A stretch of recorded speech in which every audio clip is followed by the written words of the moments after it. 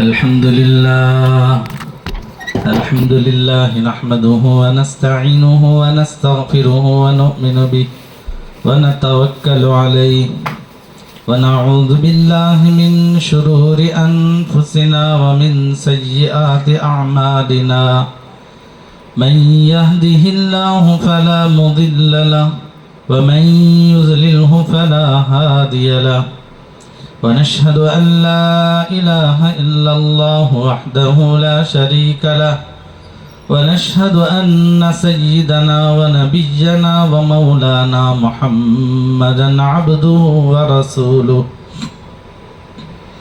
أما بعد فقد قال الله تبارك وتعالى في القرآن المجيد والفرقان الحميد فأعوذ بالله من الشيطان الرجيم بسم الله الرحمن الرحيم يا أيها الذين آمنوا ادخلوا في السلم كافة ولا تتبعوا خطوات الشيطان إنه لكم عدو مبين صدق الله العظيم اللهم صل على سيدنا وشفيعنا ومولانا محمد وعلى آل سيدنا وشفيعنا ومولانا محمد وبارك وسلم اللهم صل على سيدنا وشفيعنا ومولانا محمد وعلى آل سيدنا وشفيعنا ومولانا محمد وبارك وسلم اللهم صل على سيدنا وشفيعنا ومولانا محمد وعلى آل سيدنا وشفيعنا ومولانا محمد وبارك وسلم بزرگان محترم عزیزان ملت، اللہ رب العزت نے ہمیں جو دین اسلام عطا فرمایا ہے، یہ اسلامی چیز کا بنیادی مقصد، ہر چیز کا ایک مقصد ہوتا ہے۔ اسلام کا بنیادی مقصد توحید ہے، اللہ کو ایک ماننا، کفر و شرک، بدعات، خرافات، نفاق، یہ ساری چیزوں سے خالی ہونا، صرف ایک اللہ کو ماننا، ایک اللہ کو ماننا اس طرح کہ ہر چیز میں اللہ کی ذات یکتا ہے، ہر چیز میں نہ اس کا کوئی شریک ہے، نہ وہ کسی کا شریک ہے، نہ اس کی کوئی اولاد ہے، نہ وہ کسی کی اولاد ہے، اس کا کوئی ہمسر نہیں ہے، برابر نہیں ہے، کوئی برابر نہیں، اور کسی چیز میں بھی برابر نہیں۔ اس اعتبار سے اللہ کو ایک ماننا کہ جتنے خزانے ہیں وہ تمام کے تمام خزانے اللہ کے قبضے میں، ان خزانوں کی چابی اللہ کے ہاتھ میں، عزت کے خزانے، ذلت کے خزانے، نفع کے خزانے، کامیابی کے، ناکامی کے، رسوائی کے، بیماری کے، صحت کے، روزی دینے کے، روزی چھیننے کے، رزق میں بڑھوتری کے، رزق میں کمی کے، بارش کے برسانے کے، بارش کے نہ برسانے کے، ہر چیز کے خزانوں کا مالک کون ہے؟ اللہ۔ اللہ رب العزت صفات میں بھی ایک ہیں۔ صفات کا مطلب یہ ہے جیسے ہم انسان ہیں، ہماری صفت دیکھنا ہے، ہماری صفت بولنا ہے، ہماری صفت سننا ہے کہ ہم سننے والے، بولنے والے، دیکھنے والے۔ ایسے بھی اللہ، ایسے بھی نہیں، ایسے ہی اللہ تبارک و تعالی دیکھتے ہیں، سنتے ہیں، سب کچھ کرتے ہیں، لیکن ہمارے دیکھنے اور اللہ کے دیکھنے میں زمین و آسمان کا فرق، اس کو ہم کیلکولیٹ نہیں کر سکتے، برابر نہیں کر سکتے۔ ہم دیکھتے وہاں تک ہیں جہاں تک ہماری دیکھنے کی حد ہے، اس دروازے کے پیچھے کیا ہے میں نہیں بول سکتا، ہمارے پیچھے کون بیٹھے ہیں ہم نہیں بتا سکتے، تو جتنی حد ہے ہم اتنا ہی دیکھتے ہیں۔ اللہ کے دیکھنے میں کوئی حد نہیں ہے، اور ساری چیزیں دیکھنے میں برابر ہیں اللہ کو، کہ کوئی چیز چھپی ہوئی نہیں رہتی، اس لیے کہ انسان کے لیے بعض چیزیں چھپی ہوئی ہوتی ہیں، بعض چیزیں چھپی ہوئی نہیں ہوتی ہیں۔ جو چیزیں چھپی ہوئی ہیں اس کو ہم نہیں دیکھ سکتے، جو چیزیں ظاہر ہیں ہم اس کو دیکھ سکتے ہیں، لیکن اللہ کی ذات ایسی ہے، اس کے لیے رات برابر، دن برابر، چھپی ہوئی چیز برابر، نہیں چھپی ہوئی چیز سب برابر۔ اسی لیے بڑے بڑے اکابر فرماتے ہیں، کالی رات میں کالے پہاڑ پر کالی چونٹی، اس کے چلنے کی آواز کو بھی اللہ سنتے ہیں اور اس کو بھی دیکھتے ہیں کہ وہ جو کالی چونٹی ہے۔ تو یہ اللہ کی ذات اپنے صفات میں بھی یکتا ہے، اپنی ذات میں بھی یکتا ہے، اس کا کوئی برابر نہیں ہو سکتا۔ اور اسی لیے ایمان والا وہی ہوتا ہے جو اس بات کا یقین کرے کہ اچھے اور برے کی تقدیر اللہ کی طرف سے ہوتی ہے۔ اچھائی چیز بھی کس سے ہوتی ہے؟ اللہ کی طرف سے، برائی وہ بھی اللہ ہی کی طرف سے ہے، لیکن برے کام کا اثر ہوتا ہے ہماری اپنی ذات پر۔ ہاں عزیز دوستو، جب یہ ساری چیزیں اللہ کی طرف سے ہوتی ہیں تو توحید اسی کو کہتے ہیں کہ اللہ پر کامل یقین رکھنا۔ اللہ پر کیا رکھنا؟ کامل یقین رکھنا، کامل ایمان رکھنا۔ اگر یہ یقین اور یہ ایمان کامل نہیں ہوگا، توحید ہمارے ذات میں نہیں ہوگی، تو انجام اس کا یہ ہوگا کہ انسان در در اپنا سر جھکائے گا۔ در در کیا جھکائے گا؟ اپنا سر جھکائے۔ اب اس کے لیے خوبصورت کوئی چیز نظر آئی تو اس کے سامنے بھی اس کا سر جھکے گا، اور انسانوں کے آگے بھی جھکے گا، پتھروں کے آگے بھی جھکے گا، جانوروں کے آگے بھی جھکے گا، اچھی چیز میں بھی جھکے گا، بری چیز میں بھی اس کا سر جھکے گا۔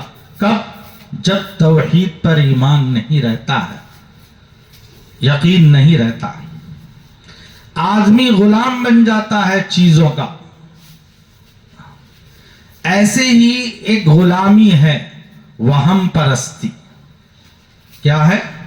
وہم کا، یہ جو مجھے نقصان ہوا ہے فلاں چیز کی وجہ سے، تو یہ اوہام پرستی، وہم پرستی بھی ایک طرح کی غلامی ہے انسان کی۔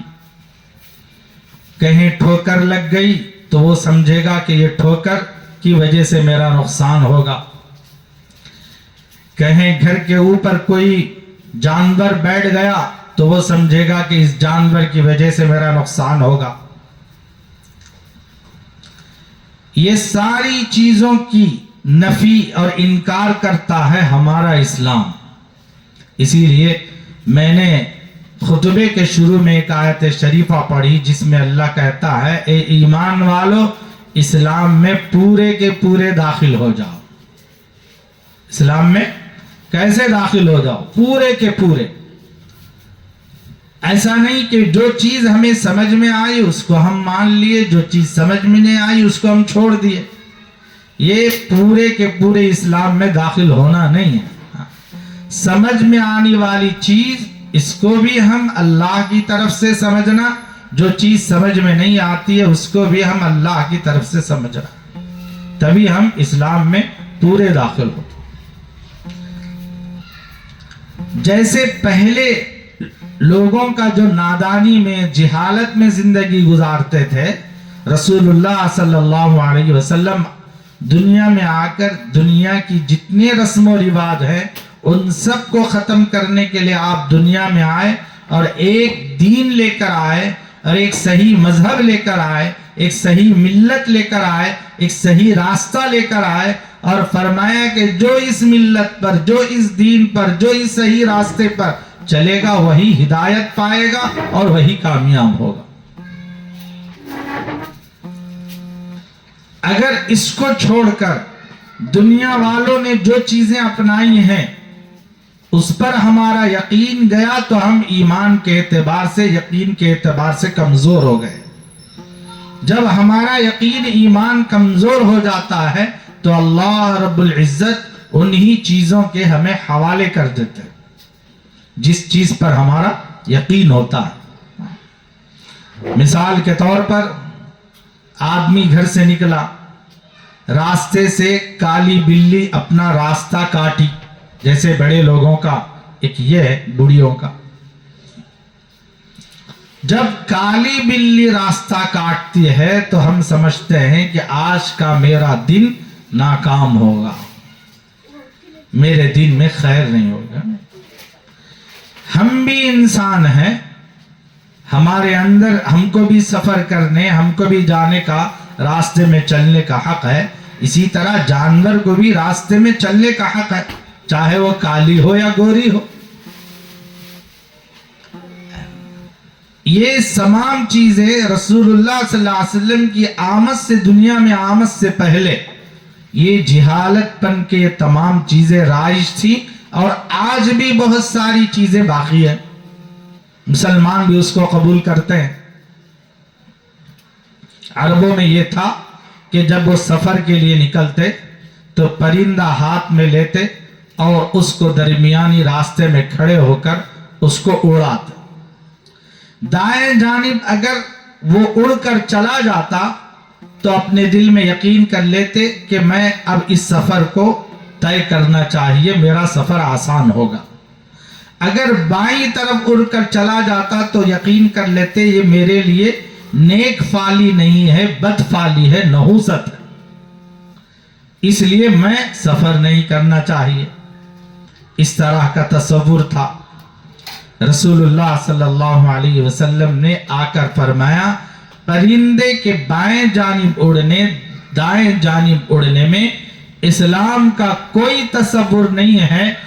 اگر دائیں جانب اڑتا ہے اس میں خیر ہے، بائیں جانب اڑتا ہے تو اس میں خیر نہیں ہے۔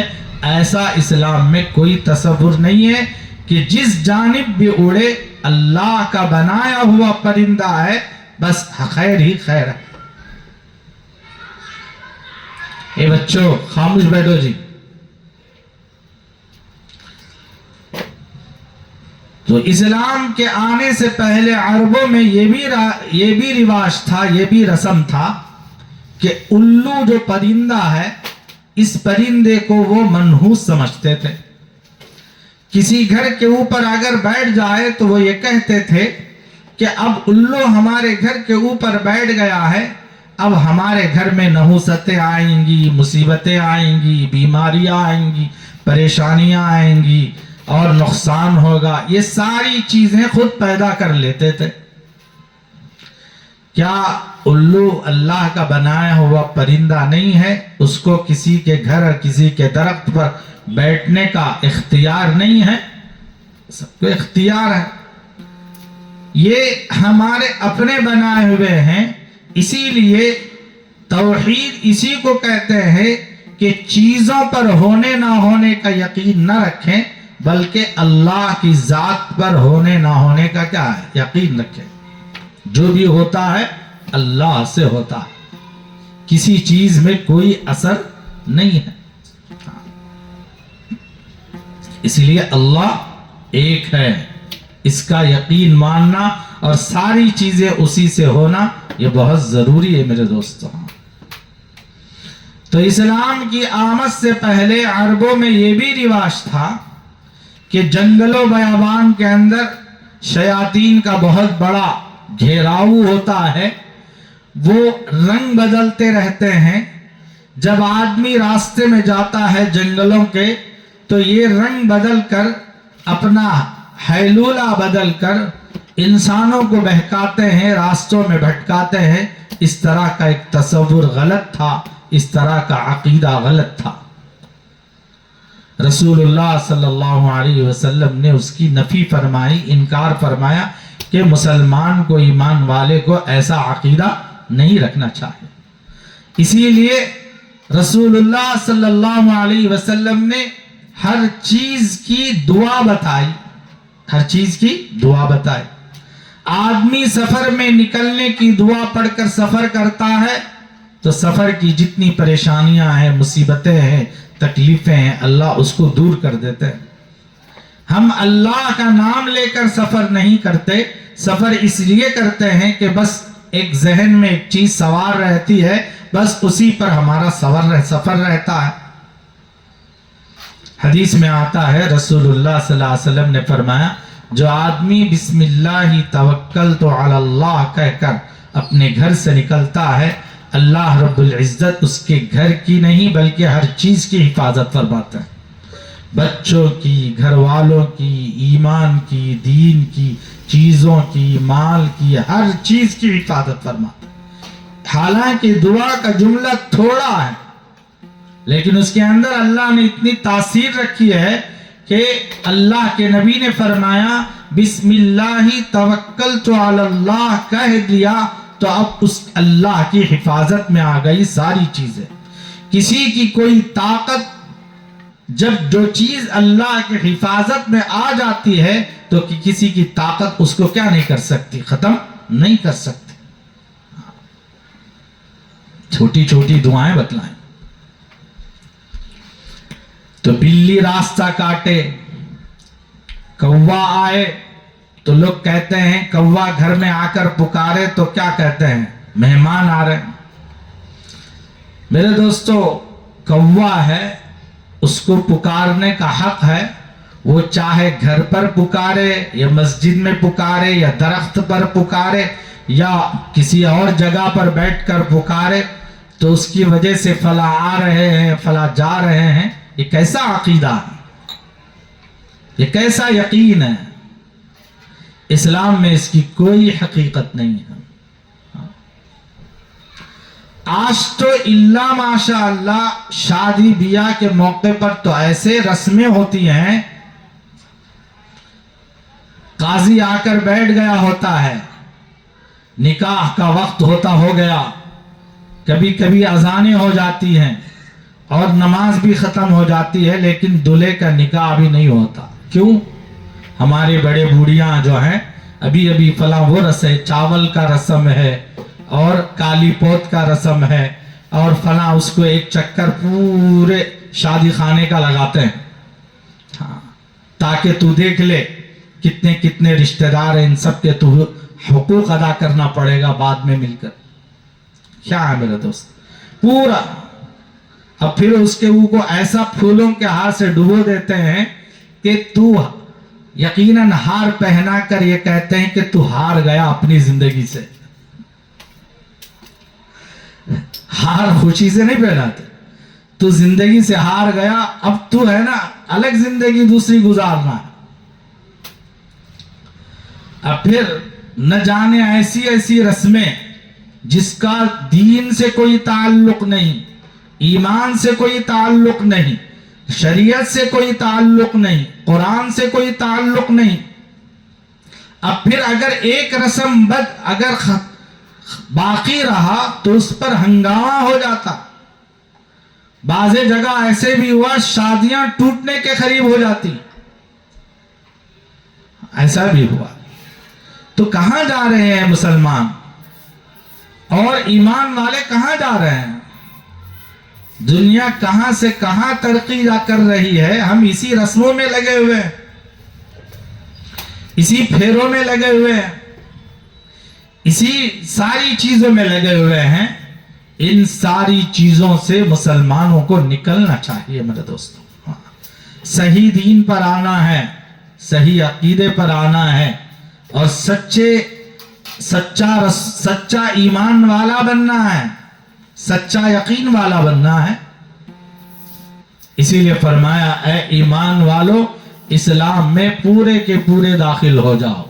हाँ, ये सारी रस्म रिवाज, बिदात, खुराफात, दीन में इनका कोई मकाम नहीं है। हाँ, اگر کوئی اس کو دین کا حصہ سمجھتا ہے وہ دین سے خالی ہو گیا، ایمان سے خالی ہو گیا۔ جو چیز دین نہیں ہے اس کو دین سمجھ رہے ہیں، جو چیز دین میں داخل ہے اس کو دین نہیں سمجھتے۔ لوگ کبھی وضو کے بارے میں آ کر سوال نہیں کرتے کہ وضو کیسے کرنا ہے، مسواک کرنے کی کیا فضیلت ہے اور سنت کا کیا طریقہ ہے، کبھی نہیں پوچھتے۔ آ کر پوچھتے ہیں میرے اوپر چھپکلی گر گئی تو میں کیا کرنا، چھپکلی گر گئی تو کیا، میں پانی نہانا کیا۔ کبھی آپ نے سنا کہ چھپکلی کے گرنے پر یا چونٹی کے یا کسی اور کیڑے کے گرنے پر غسل واجب ہوتا ہے؟ جس چیز سے غسل واجب ہوتا ہے اس کی فکر نہیں ہے ہمیں، اس کا طریقہ معلوم کرنے کی ہمیں ضرورت نہیں ہے۔ چھپکلی کی فکر کہ یہ میرے اوپر گر گئی، اب کیا ہوگا میرا، میں خبر میں چلا جاؤں گا کیا، ڈر خوف۔ عزیز دوستو اس سے نکلنا ہے ہمیں۔ اب تو ایسا ماحول ہو گیا کہ اگر بیاہ کی ہوئی لڑکی گھر میں آ گئی، گھر کے رشتہ داروں میں کسی کا انتقال ہو گیا تو اللہ معاف فرمائے، اللہ معاف فرمائے، یہ بیاہ کی ہوئی لڑکی پر اس کا سارا وبال ٹھوستے ہیں، کہتے ہیں اس کی نحوست سے ہمارے گھر میں فلاں کا انتقال ہو گیا۔ کیا یہ کسی کو زندہ کرنے والی ہے یا کسی کو موت دینے والی ہے؟ کیا یہ موت و حیات اس کے ہاتھ میں ہے یا اللہ کے ہاتھ میں ہے؟ اب کسی گھر میں کسی لڑکی کو لڑکیاں ہی لڑکیاں پیدا ہو رہے ہیں، لڑکا پیدا نہیں ہو رہا ہے، وہ بھی نحوست۔ لڑکے ہی لڑکے پیدا ہو رہے ہیں تو ناچتے ہیں، لڑکیاں پیدا ہو رہی ہیں تو سر جھک جاتا اور نحوست عورت پر لگا دیتے ہیں، اس کا کوئی قصور نہیں ہوتا۔ تو عورت اپنی ذات سے کسی لڑکی کو پیدا کرتی ہے، لے کر آتی ہے دنیا میں، اللہ کے ہاتھ میں ہے کس کو پیدا کرنا ہے کس کو پیدا نہیں کرنا ہے۔ اور دوسری بات، فلاں مہینے میں دلہن ہمارے گھر میں نہیں رہے، وہ اب ان کے گھر میں رہے۔ محرم کا مہینہ جیسے ہی آتے ہی گھر کو بھیج دیتے ہیں، تم چلے جاؤ ماں، تم ہمارے گھر میں رہے تو کیا ہوگا، برکتیں رحمتیں ہماری ختم ہو جائیں۔ سفر کا مہینہ ہے، اب یہ جو مہینہ سفر کا ہے، اس مہینے کے اندر بہت ساری ایسی رسم و رواج ہیں، بدعات ہیں جو پہلے سے چلی آ رہی ہیں، آج بھی چل رہی ہیں، اور مسلمان اس کو دین کا حصہ سمجھ کر کرتا ہے۔ آخری چار شنبہ، تیرہ تیزی، یہ کیا میرے دوستو، اس کا اسلام میں کوئی تصور نہیں، نہ تیرہ تیزی ہے نہ چودہ تیزی ہے، سارے مہینے ایک ہی ہیں، سارے دن ایک ہی ہیں۔ دن کو بنانے والا بھی اللہ ہے، رات کو بنانے والا بھی اللہ ہے، خیر و برکتیں لانے والے بھی اللہ ہے، خیر و برکتیں چھیننے والے بھی اللہ ہے۔ اس بات پر ہمارا یقین ہونا چاہیے۔ اور دوسری بات، اب تو جو گھر بنتے ہیں ایسے گھر بنتے ہیں کہ واسطو جو غیروں کا عقیدہ ہے وہ عقیدہ مسلمانوں میں بھی ایسا گھس چکا ہے کہ اس کے بغیر ہمارا گھر نہیں بنتا، واسطو۔ حالانکہ رسول اللہ صلی اللہ علیہ وسلم نے ایک مسلمان کے گھر کے بنانے کی نشانی کیا فرمائی؟ گھر میں کھڑکیاں ہو، روشن دان ہو، تاکہ اس کے گھر میں اذان کی آواز آئے۔ اس کے گھر میں کس کی آواز آئے؟ اذان کی۔ گھر اتنا اونچا نہ بنائے کہ پڑوسی کے گھر کی ہوا بند ہو جائے، گھر اتنا اونچا نہ بنائے کہ آزو بازو والے جو پڑوسی ہیں ان کی ہوائیں بند ہو جائے، ان کی روشنی بند ہو جائے، اس سے منع فرمائے۔ ہم لوگ کیا کرتے ہیں، ہم لوگ میرا گھر ہے، میری دیوار ہے، میں جیسے چاہے بنا سکتا ہوں، پڑوس جائے باہر میں مجھے اس کا کوئی حق نہیں۔ اسلام ہمیں یہ نہیں سکھاتا. اسلام سچائی سکھاتا ہے، ہمدردی سکھاتا ہے، خیر خواہی سکھاتا ہے، ایک دوسرے کی مدد کرنا سکھاتا ہے، خود بھوکے رہو دوسروں کو کھلانا سکھاتا ہے، خود پیاسے رہو دوسروں کو پلانا سکھاتا ہے، خود ننگے رہو دوسروں کو کپڑا پہنانا سکھاتا ہے. یہ اسلام ہے. عزیز دوستو، ایسے عقیدے رسول اللہ صلی اللہ علیہ وسلم کے زمانے میں بھی تھے اور آپ کے بعد زمانے میں بھی ہے، قیامت تک ہوتے رہیں گے. لیکن مطلب یہ نہیں کہ یہ صحیح ہے، اس کو کم کرتے آنا چاہیے، ختم کرتے آنا چاہیے. مصر، جسے آج کے زمانے ایجپٹ کہتے ہیں، وہاں ایک دریا ہے، دریائے نیل، بہت بڑی دریا.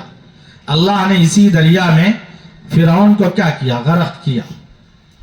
تو یہ جو دریا ہے، اس زمانے میں جو امیر المؤمنین حضرت عمر رضی اللہ عنہ کا زمانہ تھا، اس وقت میں مصر والوں کی ایک رسم، ایک رواج تھی کہ سال میں ایک مرتبہ دریا سوکھ جاتا تھا، دریا میں پانی نہیں رہتا تھا دریا. تو وہ لوگ کیا کرتے تھے، جیسے ہی دریا سوکھنے کے قریب آ جاتی تو اپنے شہر کی ایک حسین خوبصورت لڑکی کو دلہن بناتے، ساری چیزوں سے اسے سجا سنوار کر پانی میں بیچ دریا میں اس کو ڈال دیتے. اب دریا کی ظالم موجیں اس لڑکی کو بہا لے جاتی تو پانی سال بھر بہا رہتا. ایسی ایک رسم تھی، ایک رواج تھا. چونکہ وہاں اسلام داخل ہو چکا تھا، وہاں کے گورنر حضرت عمرو بن عاص رضی اللہ عنہ تھے. ان کے زمانے میں بھی لوگ آ کر کہنے لگے کہ دریا کا پانی سوکھ رہا ہے، ہمارا رسم اور ہمارا رواج ایسا ہے، آپ اس کو کرنے کی اجازت دیجئے. حضرت عمر بن عاص رضی اللہ عنہما نے کہا، میں اس کی اجازت نہیں دیتا. ہاں، ابھی ہمارے پاس امیر المؤمنین موجود ہیں، خلیفۃ المسلمین موجود ہیں، ان سے ہم اجازت چاہیں گے، وہ کیا کہیں گے ہم اس کو کریں گے. چنانچہ آپ نے چٹھی لکھی، امیر المؤمنین عمر رضی اللہ عنہ کے نام بھیجا. امیر المؤمنین نے اس کو پڑھا، اس کے پیچھے آپ نے لکھا بسم اللہ الرحمن الرحیم اور الى دریائے نیل، اور اس میں لکھا اور لکھ کر پھر اسی قاصد کے حوالے کر کے بھیج دیا اور کہا کہ اس چٹھی کو دریا میں ڈال دینا.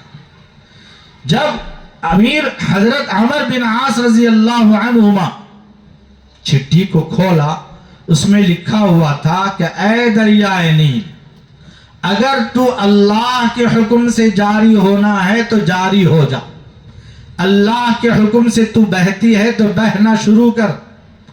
اگر تو اللہ کے حکم سے بہنا شروع نہیں کرتی تو ہمیں تیری کوئی ضرورت نہیں ہے، ہم اللہ سے مانگتے ہیں. یہ کہہ کر اس میں چٹھی ڈال دی گئی. الحمدللہ الحمدللہ ثم الحمدللہ، آج تک پانی تھما نہیں ہے اور قیامت تک انشاءاللہ تھمے گا بھی نہیں. یہ ہوتی ہے اللہ کی طاقت اور اللہ کے نام کی برکت. ہم اللہ کے نام کو نہیں جانتے، پاور نہیں جانتے، اس وجہ سے ہمارے پاس اس کی عظمت اور قدر نہیں میرے دوستو. اسی طرح کا ایک واقعہ ہے، ہندوستان کے ایک ساحلی سمندر پر ابن بطوطہ، ایک بہت بڑا سفر، پوری دنیا کا اس نے سفر کیا. اس نے اپنے سفر نامے میں ہندوستان کا ایک واقعہ لکھا ہے جو سفر کرتے ہوئے اس نے دیکھا. ایک ساحلی شہر میں جہاں ہندوؤں کا بسیرا تھا، وہاں ان لوگوں کے گاؤں کے اندر ایک چھوٹا سا ایک گھر تھا جس کو وہ لوگ بت خانہ کہتے تھے. وہ بت خانہ نہیں تھا، بد خانہ تھا. ہر مہینے میں ایک دن یا 2 دن ایسے وہ لوگ زندگی گزارتے تھے اس گاؤں والے کہ اپنے اپنے گھر کی ایک ایک لڑکی کو اس بت خانے میں بھیجتے تو وہاں ایک شیطان رہتا اور وہ اس کو قتل کر دیتا، اس کے ساتھ برا کام کرتا، جس کی وجہ سے وہ گاؤں والے سیف میں رہتے. ایسا ایک عقیدہ تھا.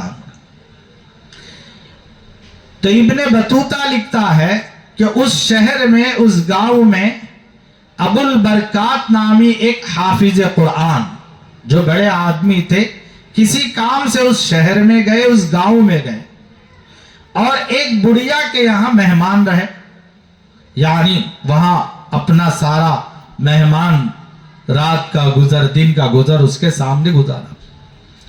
تو حضرت ابو البرکات جو حافظ قرآن تھے وہ کہتے ہیں کہ رات کا وقت ہوا تو گھر میں سے رونے کی آواز آنے لگی۔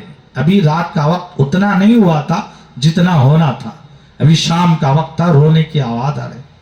میں جب گھر کے باہر دیکھا تو میرے گھر، میں جس کے گھر مہمان تھا وہی بڑھیا رو رہی۔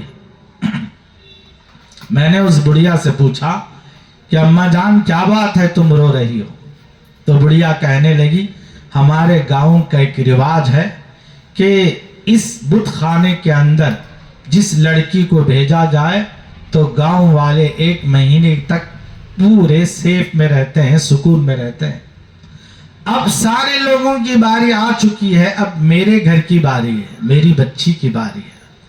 اب میرے پاس میری ایک لوتی بیٹی ہے، میں نے اس کو پالا ہوں، پوسا ہوں، ہر قسم کی اس کی سہولتیں، فرمائشیں میں نے پوری کی ہیں۔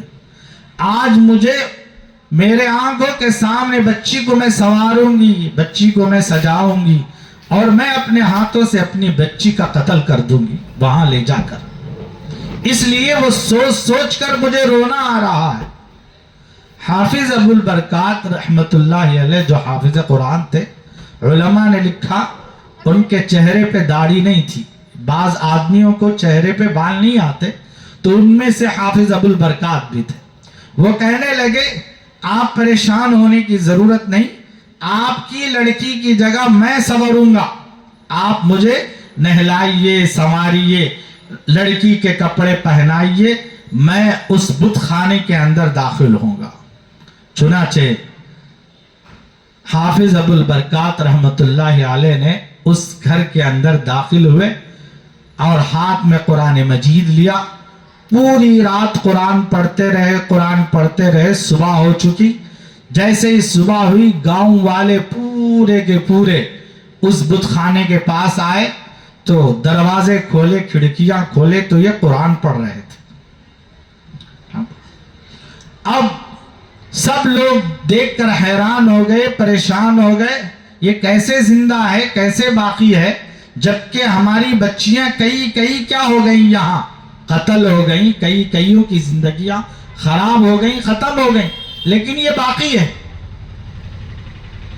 علماء نے لکھا ہے، ابن بطوطہ لکھتا ہے کہ حافظ ابو البرکات رحمت اللہ علیہ صبح ہوئی تو وہ رخصت ہونے لگے، جانے لگے۔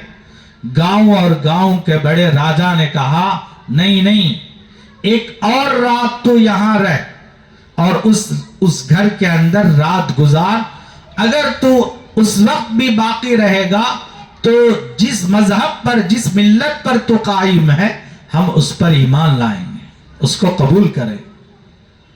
چنانچہ حافظ ابو البرکات رحمت اللہ علیہ نے ایک اور رات اس گھر میں رہا۔ جس دن وہاں جانے کی باری تھی تو وہاں جا کر آپ نے رات گزاری قرآن پڑھتے ہوئے، جس کی برکت سے اللہ تبارک و تعالیٰ نے اس گاؤں کی ساری نحوست ختم کر دی اور پورے گاؤں والے راجا سمیت اسلام قبول کیے۔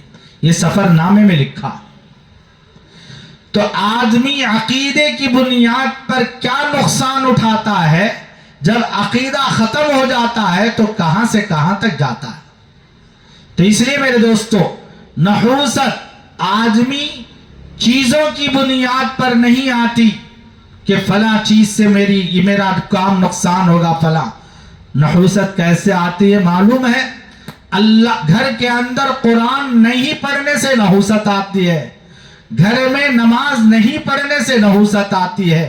ہمارے گھروں کا حال یہ ہے کہ باپ نماز پڑھتا ہے تو اولاد نماز نہیں پڑھتی، اولاد پڑھتی ہے تو گھر میں عورتیں نہیں پڑھتی، عورتیں پڑھتی ہیں تو گھر میں مرد حضرات نماز نہیں پڑھتے۔